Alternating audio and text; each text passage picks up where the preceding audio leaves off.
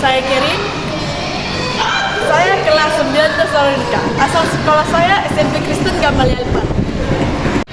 Isi materi yang saya akan sampaikan pada hari ini ada pengertian diskusi, pengertian teks diskusi, manfaat mempelajari teks diskusi, struktur teks diskusi, dan ciri kebahasaan teks diskusi. Yang pertama ada arti diskusi menurut kata. Kata diskusi memiliki arti pertemuan ilmiah untuk bertukar pikiran mengenai suatu masalah.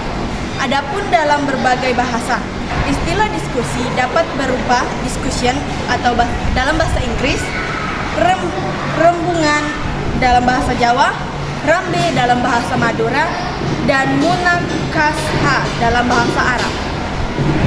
Yang kedua ada pengertian teks diskusi. Teks diskusi mengulas suatu masalah yang disertai adu pendapat dua orang atau lebih, baik mendukung maupun menentang, serta diakhiri dengan simpulan atau rekomendasi penulis.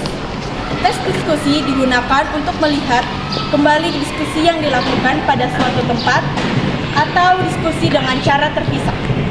Misalnya, pihak pro diwawancarai di rumah, sedangkan pihak kontra diwawancarai di kantor. Pembaca dapat dengan mudah mengkritis argumen-argumen dari kedua pihak tanpa harus bertatap muka.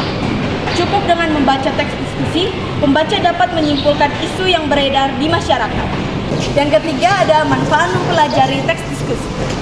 Melalui teks diskusi, kamu belajar peduli terhadap berbagai permasalahan, menghargai pendapat orang lain, dan menghargai perbedaan.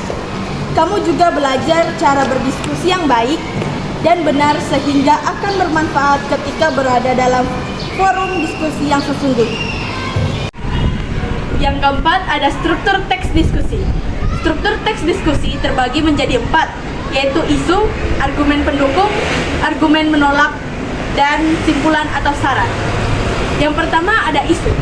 Isu yaitu pernyataan masalah yang menjadi bahan diskusi. Yang kedua ada argumen pendukung. Argumen pendukung yaitu pendapat yang mendukung isu masalah. Yang ketiga ada argumen menolak. Argumen menolak yaitu pendapat yang menolak isu masalah. Yang keempat terakhir simpulan atau saran. Simpulan atau saran yaitu uraian akhir yang menjadi penengah antara pendapat yang mendukung dan menolak. Yang terakhir ada ciri kebahasaan teks diskusi. Ciri kebahasaan teks diskusi ada 7. Yang pertama ada menggunakan kata yang menyatakan sikap, modalitas dalam menyampaikan pendapat. Kata modalitas adalah kata yang mempunyai makna kemungkinan, kenyataan, dan keharusan. Kata modalitas terdiri dari kata harus, wajib, pasti, mesti, mungkin, akan, dan masih.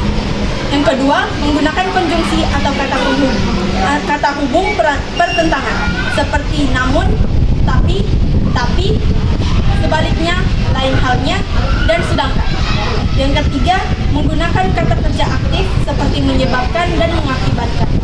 Yang keempat, menggunakan kohesi leksikal atau kata atau istilah terkait dengan topik teks diskusi dan kohesi gramatikal. Kohesi leksikal adalah kepaduan yang dicapai melalui pemilihan kata atau istilah.